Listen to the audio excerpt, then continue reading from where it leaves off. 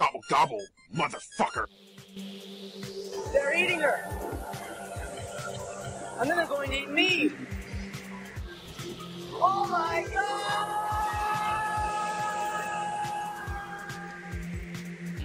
Estrogen levels peaking. It's like she's in heat. When are you gonna grow up, man? Chicks love cars. If you want to get into their pants, you better have a nice, hot Ferrari. She's my hot Ferrari. Besides, I love my Mustang, which is a plug-in hybrid. It gets 100 mpg. Oh, no, not the beast! Not the beast! Ah! Oh, my eyes!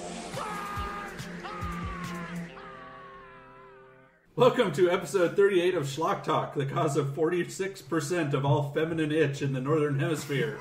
Since 2013, I'm Gabe. I'm Joel. I'm sick of this shit. You don't get to be sick of this shit. We haven't recorded an episode in like 10 weeks. Yeah. You should have detoxed by now, asshole. We also have a guest today. That's Paul, by the way. And then we also have our guest, Jeff, as well. El Jefe. Say hi, Jeff. Hi, Jeff. Good boy. So, this episode's movie is Rock and Roll Nightmare from 1987. The Edge of Hell. That's right. Is it called The Edge of Hell is the title that comes up after the introductory. I didn't even notice. This is a Canadian production directed by John Fasano, and it's available on DVD from Synapse Video. I think we all watched this on YouTube. Yeah. The only way. The company that I own the Criterion Laserdisc. So, for a podcast that is built on a nearly limitless library of the last 5 decades worth of cinematic Waterloos, I have pretty bad attitude about nostalgia. Sure, most of the movies we watch were produced well before Joel walked the planet. But what's most appealing about the flicks we cover here at Schlock Talk is that they are almost universally untethered from any kind of objective reality, even when they offer a glimpse into years past.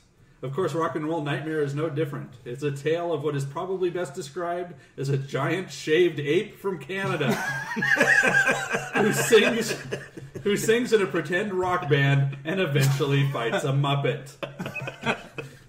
Where the nostalgia figures in is best is that he and the other members of his band, Triton, dress like they belong in at least 7 different 80s musical movements, and aside from John Triton himself, none of them are even close to being heavy metal. Look, even the illustrious Paul, born and raised during the Depression-era 1930s, struggles to put a positive spin on the more or less endless underage buggery he experienced at the hands of the shuffling, drunken lineups of hobos and syphilitic highwaymen. He still likes to refer to those them, were the days. He still likes to refer to them as Those years gone by. as his gentleman callers. And he did this for what little food scraps they could spare. They were kind to me. He did this for what little food scraps they could spare. Usually literal shit sandwiches.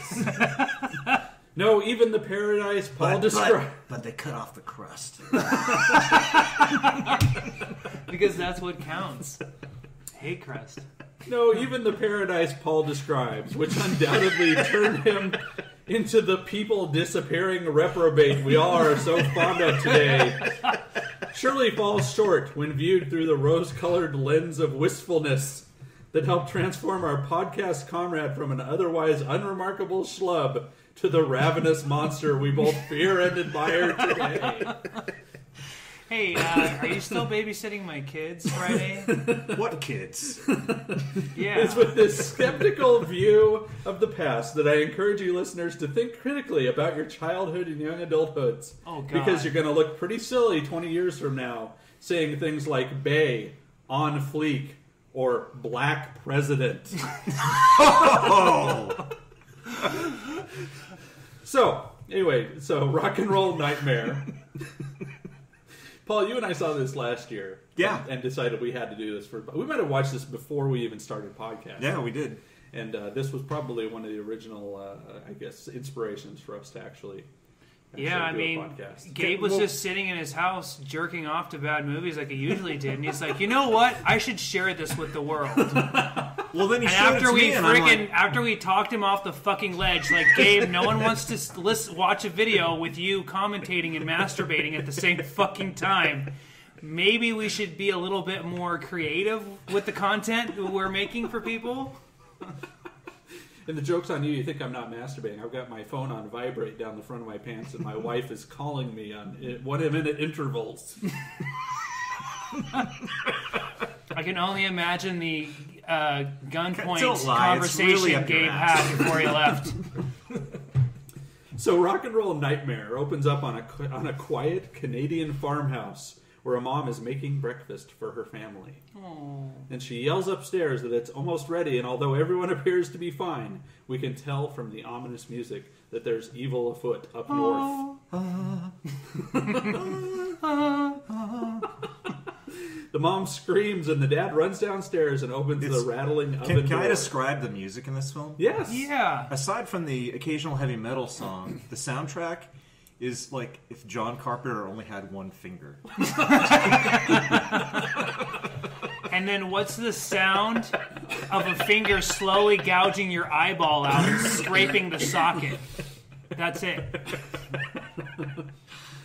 Yeah, he goes downstairs and opens the oven, and all of a sudden, it's like the ghost of Holocaust past jumps out and grabs him and pulls him on in. I thought it was. I said it was, I have my notes here. I said it was a scorched vampire skeleton. I thought it was his wife, right? Yeah. No, I think it is, but for some reason it has like anyway. Yeah, it doesn't make any sense. Upstairs, their son screams for his mom and dad. So the movie's credits start up and notify the audience that there's a special appearance by somebody named Rusty Hamilton. Although I'm pretty sure that's the sex maneuver of using a $10 bill as a condom while one butt fucks a hooker. And that event does not actually take place in this movie. Oh. A sweet-ass boogie van is driving down the road by our Is that when you're done, you just say, keep the change? Yeah. Take 10. Yes. So there's a sweet... I think, Jeff, you called it a rape van? I called it a date rape van. A date rape van. Yeah, well, A Canadian date rape van. we were watching that scene, which went on for 20 minutes, by the way. Yeah. Joel Yeah, said, we totally listened I gotta to- get me a van. And the scene is so long that by the end of it, he no longer cared if he had a van or not. It's funny because it's cutting between spooky house with music and then between the butt rock rape van. And I was just looking at this and it's just like, this scene is taking so long. So what is it always saying in the bottom? Meanwhile, 500 miles away, van driving towards house. Yes. It's like actually 30 pages of script. Thor changes the track. No, you can't do that. I'm sorry, it's the 80s. Thor waits for the next song on the tape deck to play. So, yeah, just to clarify, so... It's over 9 minutes till the van stops. Yeah. We're 9.5 minutes into the movie. Did you have your stopwatch out? Yeah, he just looked at the time on the video, on the YouTube video. I and so- compulsively track the time at certain scenes. So, Thor... Okay, Rain Man. I was really counting the seconds till it ended. Hey, how many toothpicks did I drop? Definitely 10 rape, murder, suicide victims can fit in the back of that van. Definitely a lot of blood. Definitely at least 12 hours of scrubbing with a toothbrush to clean the mess up. So Thor is John Michael Thor, who was in a band called Thor. But in the movie, he's John Triton, and he's in a band called Triton.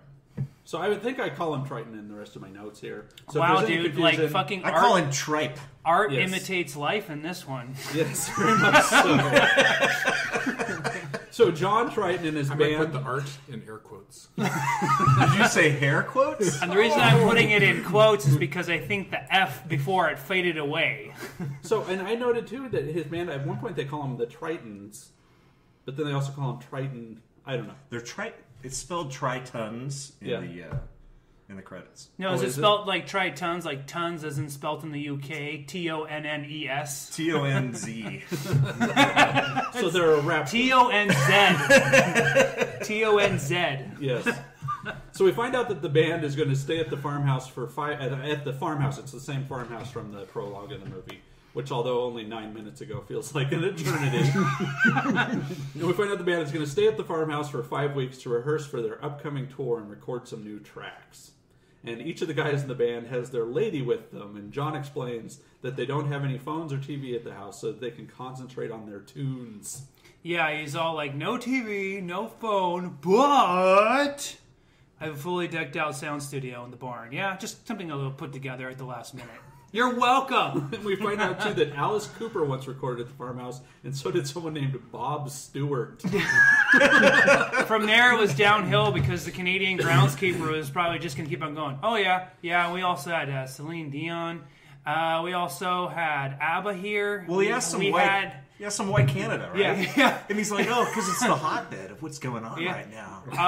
We had Enya came here for a little bit of creativity making, and so you got a lot of good energy coming to your metal band. I'm just telling you. That's where she wrote her classic "Come Fail Away."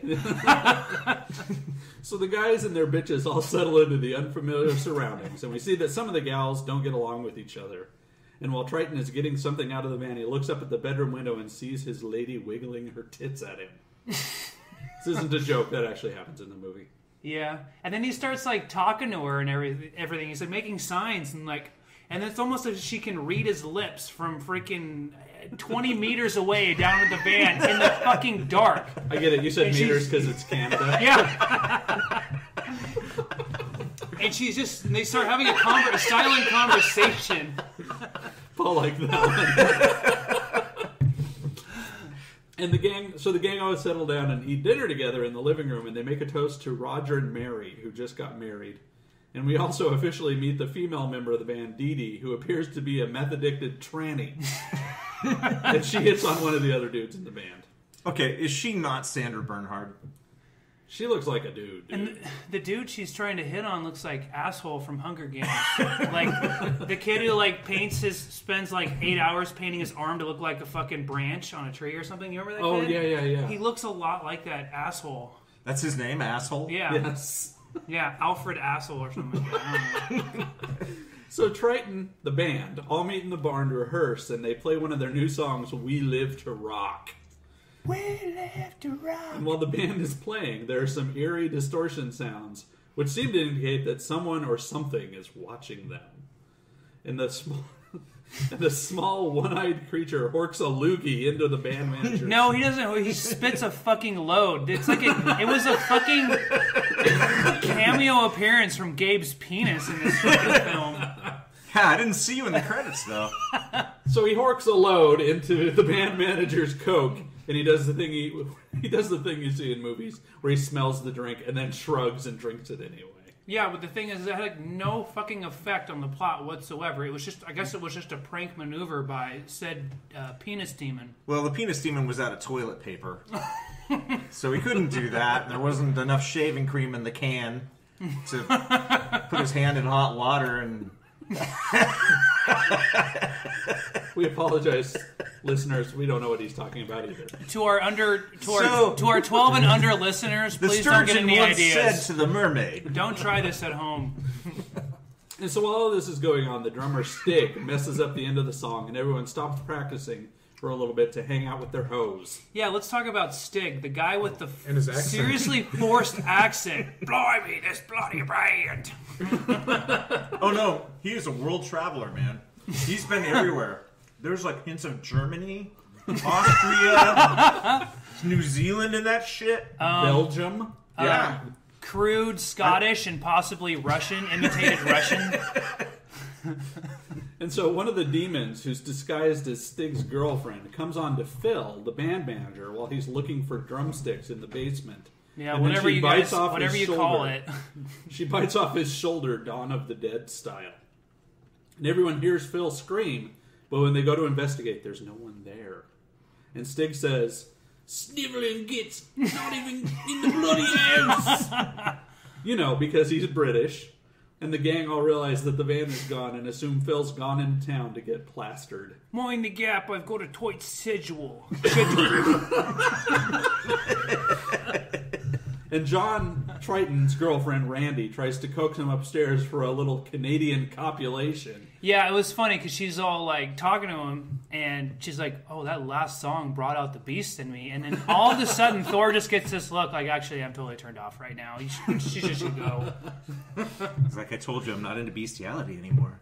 It should be noted that even though Thor is probably like 250 pounds, rippling muscles, he's still more feminine than most of the women in this movie. Bigger boobs. So later that night in bed, John and Randy talk about the time Phil got lost while the band was at the Vatican. And also Dee Dee comes on to Max in the other bedroom while Roger and his wife make love and Sting. No, Dee Dee doesn't come on as much as she just wants to be like, I need someone to listen to my bullshit. I mean, fucking Asshole fell asleep. Because remember, Asshole, I referenced him from Asshole from Hunger Games. Yes. Fell asleep listening to her bullshit. And Stig bangs his girlfriend while he's wearing his sunglasses, because he's British. And I would just like to say I'm shocked by all the heteronormativity on display here in Rock and Roll Nightmare. Aside from Dee Dee, of course. Yeah. Well, never mind Dee Dee, like I said before, she's a tray tweaker. Oh my god. So all of this is going on. The demons are toiling about the house, and one of them, disguised as a beautiful woman, seduces Stig before turning into a ghoul with what appears to be sriracha coming out of its mouth. Yeah. Okay, are all the special effects were they purchased at Spirit? Yeah, seriously. Halloween Emporium? Halloween warehouse special effects budget here. Yeah, go down. Hey, I need look a at that couple rubber of, hand. I own 2 of those. I need some bony zombie hands.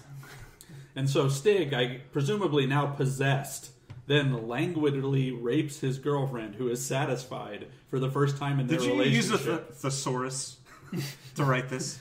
She's satisfied by being raped by him. Okay, there, for the first time in their relationship. Looked up rape in a thesaurus?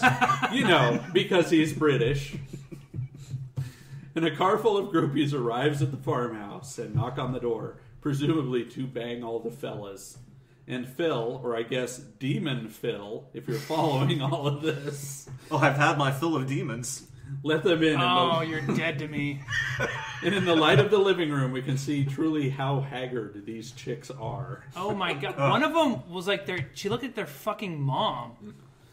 Yeah, these were... Yeah. She's getting ready to drop them off at, I don't know. We're talking about the groupies at that here? age Yes. go. And so Phil asked them to whip out their bazooms. The Pat Benatar look-alike. You liked her? Oh, yeah. He asked them to whip out their bazooms to get the road groupie job. And they are deeply offended in a Tumblr sort of way. But when they try to leave, he kills them all off camera, presumably due to Canada. So the next morning, everyone's pitching in, cleaning up, and making terrible jokes. Just kind of like us. And Roger gets grabbed by one of the groupies, who is now possessed, and who then also takes out his wife, and then turns off the band's music, which has been playing on the radio. So tongue-in-cheek. So we cannot truly be sure if these are the forces of darkness, or are in fact the good guys. The rest of the band play their hit single, You Give Me Energy, which rose all the way to number 11 on the Hot 40 of Moose Jaw, Saskatchewan in 1986. And John plays bass because no one can find Roger. Stig, who we should remember is possessed, says he feels like a changed man. And Dee Dee comes on to Max again, and it is readily apparent that he will soon be shoving his cock into her surgically sculpted orifice. Wow. And Stig and his girlfriend, she's the bitchy one, Luann, they go out to the nearby pond so we can see her tits, and she whores things Again. up. But a monstrous hand comes out of Stig's chest and kills her. Well, it's Thank she was Christ. She made the comment like, "How did you fucking find this? How did you find out about this place?" And it's like after they walked 5 feet. Yeah, it's like I don't know. I could see it from the fucking window. And while this is going on, Dee Dee removes the balloon full of sand from her vagina, which prevents it from healing closed, so that she and Max can fornicate. You know an awful lot about the surgery game. I do my research when I Are you like stage 3?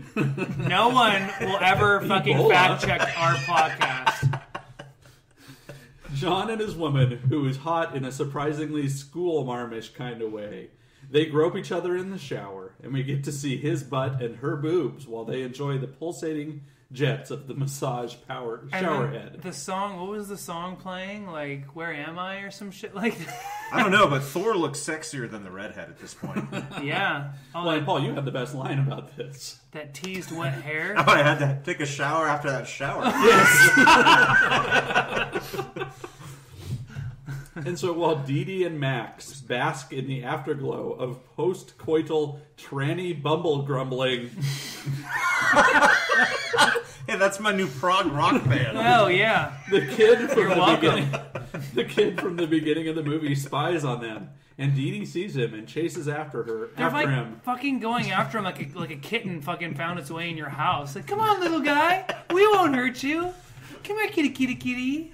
Dee Dee chases after him with her massive mannish thigh muscles rippling in the light of the hallway. And the kid runs into the barn and hides, and Dee Dee and Max look for him. And he comes out of his hiding spot and attacks them, which is only shown in shadow on the wall. Yeah, after like a 3-minute transformation he devolves scene. into Wang Wang and then just fucking starts clawing at his wang. I said, and the kill is only shown in shadow on the wall because the slaughter is too vicious to show on film. No, I'm just kidding. It's because this movie's cheap as fuck. It's too adorable. That night, since everyone's dead... Spirit Halloween was out of blood that day. Yes. Since everyone is dead, John is pissed off because no one's there to eat the dinner he and his moosed-up hair have been slaving over all afternoon. You know what that fucking look like? Scrambled eggs and maybe a fucking Kraft cheese single thrown on top. Like, do they even make hair mousse anymore? I bet you they do. You know that stuff can be set on fire. It's kind of cool. Sorry, just to clarify, Gabe is saying hair can be set on fire, not mousse. Yeah, I don't know about mousse. I've never tried that. People's hair, it lights right up. Especially when they're asleep. So funny. Especially their pubes. So they get a little greasy.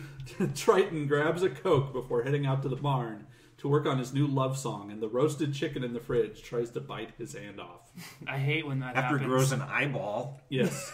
And meanwhile, his girlfriend Randy sees the little boy who killed let's take the other people too. Let's pause for 1 second. Okay. To talk about these puppets. Oh my god. That populate the film. Okay, it's trying to be like a horror film. Right.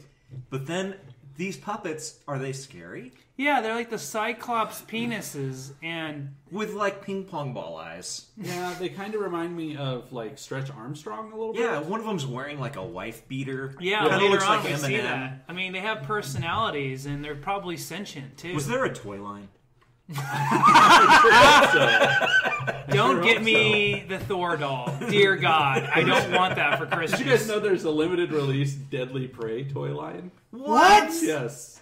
Oh, it's fucking nuts. They're probably all sold out, I would imagine.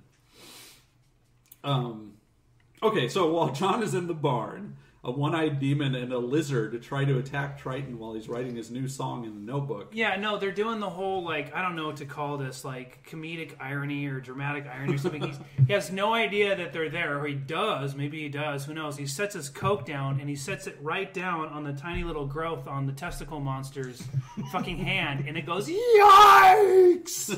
But he doesn't hear it. Yeah, because it tries to suppress the scream so it doesn't give away its position because it's trying to use stealth. Which is the name of the game in Gabe's case every time with his penis. Yes. And he also hates it when someone sets something down on his balls, too.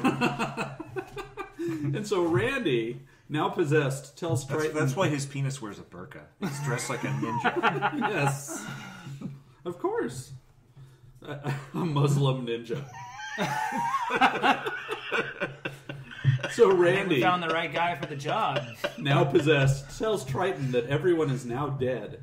And to his credit, he shows none of the expected shame of being Canadian when he says Degrassi like, "Don't worry for crying out loud."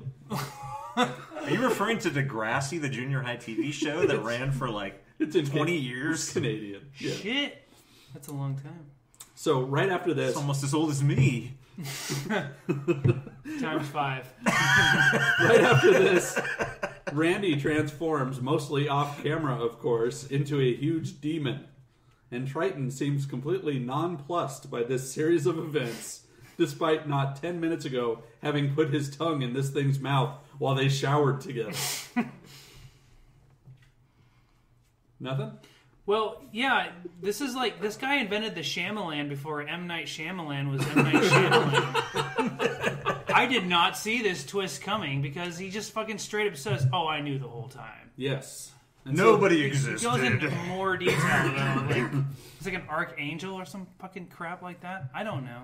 Yeah, he does say he's Triton. Well, okay, so the demon taunts Triton about all his friends having been killed. But Triton says that all those people were really figments of his own imagination and definitely not actors who had all left the production because they were no longer being paid. So what was happening when he was in the shower? Oh, I don't know. Maybe he built a mannequin out of the chicken, the cooked chicken in the fridge. So John tells the demon, "I am the intercessor," and changes into Triton the Archangel, who is always shirtless and in a spiked codpiece because Canada. And we learn that he summoned the demon into the land of the living to Dear destroy God. him. This If guy's that's Canadian- physique. He looks like he's got kind of a weird physique. Like his ribs flare out or something. So he looks like he has boobs under his boobs. Yes, and Hard he always bony is boob. like kind of posing and like gesticulating. And and Thor, if you're listening, this isn't an insult because I love midgets. But you have a midget's face. No, seriously, it's like somebody like superimposed Peter Dinklage on this. face. Yeah, like on this. Yeah, Like, yeah. sure, on this like bodybuilder body. It's just weird. I'll tell you what, dude. If Thor is a fucking angel, I don't want to die and go to Canada heaven. Just send my fucking ass to hell. Canada. No, thank you. Hey, it's all the Molson you can drink. Yes. Yes, served to you by Thor. So starfish-shaped demons clamp onto Triton's rippling pecs. No, these things. Okay. They look like dog toys Yes. with ping pong balls for eyes Yeah. glued onto them. Yes. Special effects by Thor. There's some sort of starfish, octopus monsters. Yeah, because that's And the... he's clearly catching them to make it look like they're attached to him. Right. So that's fine. And then he peels one off his bosom. He does. He yanks them off before crushing them and wiping the slime away from his erect Oh nipple. no, he pulls like a tentacle off one. Yeah. And it looks like he's ripping a phone book in half. Yes. The time it takes and the amount of concentration, I bet he had to change that leather thong that he was wearing.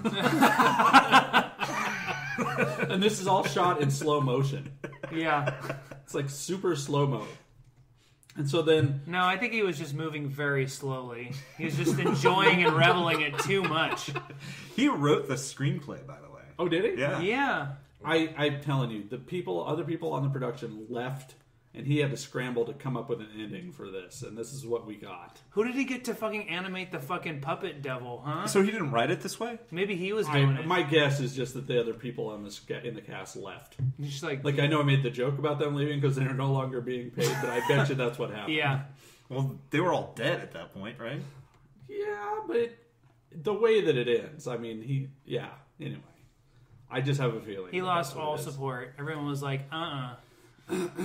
So Triton then enters into hand-to-hand combat with the demon and is knocked to the floor before rising back up, eyes a-glowing, and straight up choking the bitch.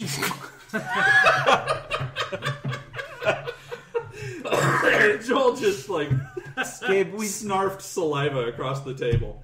we've discussed you talking about your masturbation techniques on this podcast before. because he calls Beelzebub Bub for short. Because Yeah. that's where Wolverine stole it. Yeah. I think that's a nod to some sort of Something Canadian. Canadian. Yeah. Well, Wolverine. Yeah, Calling him Bub. he's Canadian. And so he straight up chokes the bitch, which causes him to erupt in a fountain of cheap-ass fireworks. I think you said it was a road flare. He like the devil just like I guess the devil finally ejaculates from this erotic asphyxiation and was like, all right, you win this time. You can have this shitty farm. And then it's like, boom, Piccolo Pete, I'm out.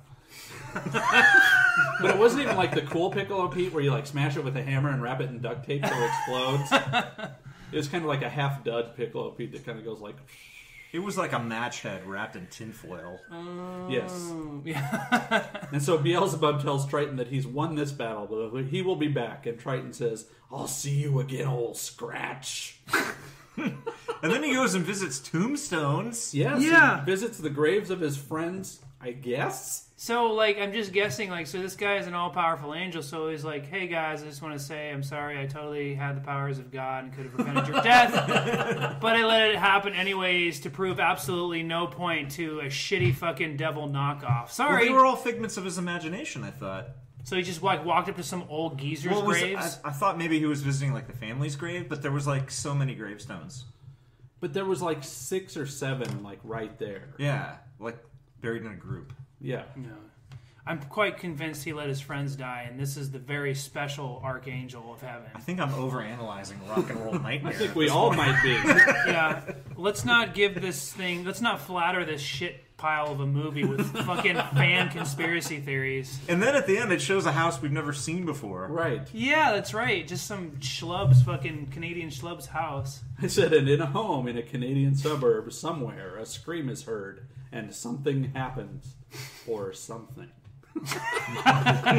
Credits roll. Oh.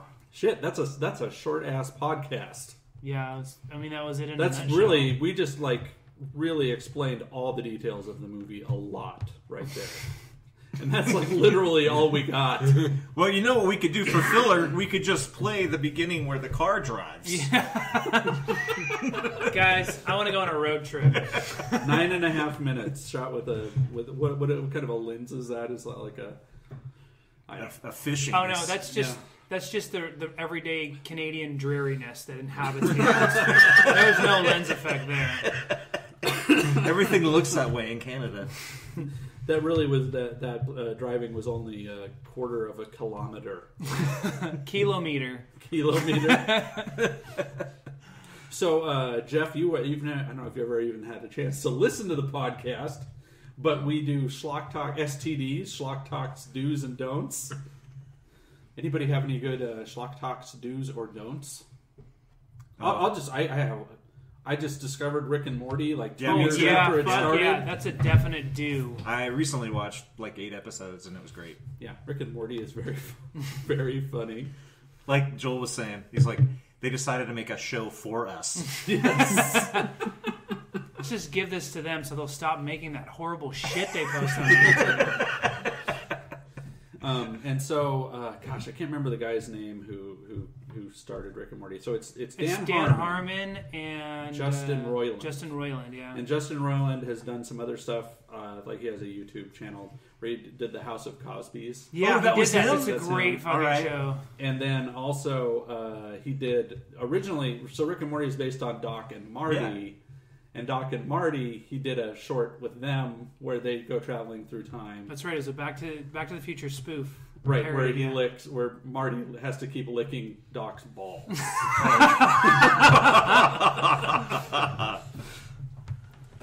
Thank you, Cartoon Network. Yes. I played this video game Until Dawn. Yeah. Which is great. It's like an interactive horror movie. I've heard it described as like a director simulator. Because basically you get to you play all the characters. There's 8 people in the game. And you take control of them at various points of the game, depending on where you are in the chapters. And basically, you get to decide what's gonna. Yeah, like, well, you don't make that decision initially, but you just. It's kind of like choose your own adventure, where like even like conversations, you get to choose if you're gonna be cranky with somebody or nice, and all of this comes into play later. And you get to choose if you're going to go left or right, and who's going to. Sometimes you even get to choose who's going to live or who's going to die. Neat. And what you do at the beginning can come into play at the end, and it's pretty fun. Cool. And we're going to go see Green Inferno this afternoon after we record this. So we'll report back about that next week. We've been next week. You mean next year? Next year. Yeah. So I feel bad because so technically this is our 2-year anniversary of Schlock Talk, believe it or not. Mm-hmm. But I didn't have time. I didn't get together. I couldn't put together a Hall Where of are the Fame. party hats? Don't you care? Where's the clown? Where's Wrinkles the clown? Last year we had our Hall of Fame inductees. We had, what did we have? The Suzuki Samurai. Now we've got the rape fan. Linnea Quigley? No, it wasn't Linnea Quigley. It was I can't remember her name. And then the act of rape. those were the three things that had appeared in at least three of our movies since the Schlock Talk. Oh, animal mutilation. Animal mutilation will be on there. We'll have to do it in a few months. It's going to be our Hall of Fame induction is going to be a little late this year, just because we haven't recorded in almost. And I want to give a shout out to Craig, who couldn't be here because he's a fag. Yeah, his dog is really sick. Because he's a fag. I wrote on his website. I wrote, give my love to Lovey. And you know how people write hugs and kisses? I wrote humps and kisses. Yeah. No response. And he was like, she can't hump after this. She's going to be okay, right? Well, she's really ill and she had to have surgery. Pretty invasive surgery, so. Well, nice way to end it on a bummer, Paul. Thank you. Yeah. Nice. Sad note. Now I don't want to see this movie. I just want to cut dedicated. myself in the bathroom. Dedicated to Lovey. Yeah. Lovey, my knee is ready when you're feeling better. No. Lovey. You can hump my knee all you want. You stand still and I'll move my knee. It's time to give back. You're like those ultra liberal people in Northern Europe who are prostitutes for people with disabilities and stuff like that. Only you do that for Lovey the dog. That's a thing? That is a thing. Does the government pay for that? Yeah. I gotta move to Europe, guys. Just because. Go on 4chan every once in a while somebody's posting pictures. It's horrifying.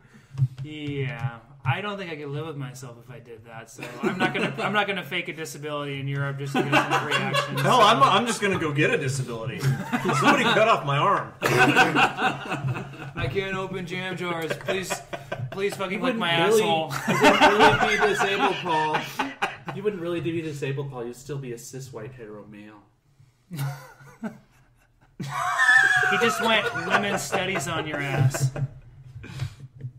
Anyway. Oh, actually, I got a Schlock Talk Dome. Don't watch that stupid Caitlyn Jenner show. That's stupid. They have a show? I haven't had cable for 2 years. Wasn't that the whole... This thing was so conspired from the beginning. Was it not? Have you seen the meme where he's talking to everybody and it's like, okay, I'm ready to take one for the team? What team? Talking to the rest of the Kardashians. He's like... It's just a picture of Bruce Jenner talking to the Kardashians. Oh, okay. And they just a little thing a bubble underneath, and it says, "Hey, the ratings are down. I'm ready to take one for the team." I think the whole thing was they kicked him off the show, and he's like, "Okay, I'm going to do whatever I can to get my own show." Well, they got divorced because he's a tranny. Oh, that's that's some vain shit. It's fucked up. But they've been joking with him about the fact that he looks like a lesbian woman for years because he supposedly started getting some of the surgery and stuff done, and then decided against it, and then since he finally fully came out, then Chris. Oh my God, we're fucking talking about the Kardashians. You win this one, Kardashians. Oh, it's the last episode. Schlock Talk is over. Yes. You win this one. So we will be back next time. I think we're going to do a Reanimator next. Oh, yes. Thank God. Yeah, because Craig should be back next time. We should hit some Cronenberg too. I do have one more Schlock Talk movie I really liked. I forget what it's called. It's like this Swedish Evil Dead ripoff. I think it's called... It's called Evil Wither? Clutch 2. Are you familiar with it? No. Oh, God. I can't think of the name of it. I should have been more prepared, but it is super gory, but totally rips off Evil Dead. Wither? I think that's what it's called. I'm looking it up on IMDb. Is it just a few years old? Yeah. Okay. Where did you see it? Pay-per-view. I rented it from Amazon or something. Is it good? It's nuts. Is it gory? It's super gory. All right. I'm putting it in my Netflix queue now. What about you, Jeff? You got any Schlock Talk do's or don'ts? No. Don't be friends with Schlock Talk. Don't accept invitations from Gabe. Seriously, 9 out of 10 times, eyes wide shut party. Oh, they don't have it on And it's Netflix. not like an eyes wide shut, it's more like an eyes clamped shut, God make it stop party. So Netflix, do they even buy new DVDs anymore? You know, they don't really very much. They'll buy the bigger stuff, but so like, gosh, I went and bought the. Okay, so we're gonna watch The Editor tonight as well, the Astron 6 movie. Mm-hmm. I bought it because fucking it's not coming out anywhere. Shit. That's worth owning, though. Oh yeah, any Well, Astron hopefully. 6 action. Hopefully it doesn't. See, the suck. reviews of that thing have been through the roof. Have they?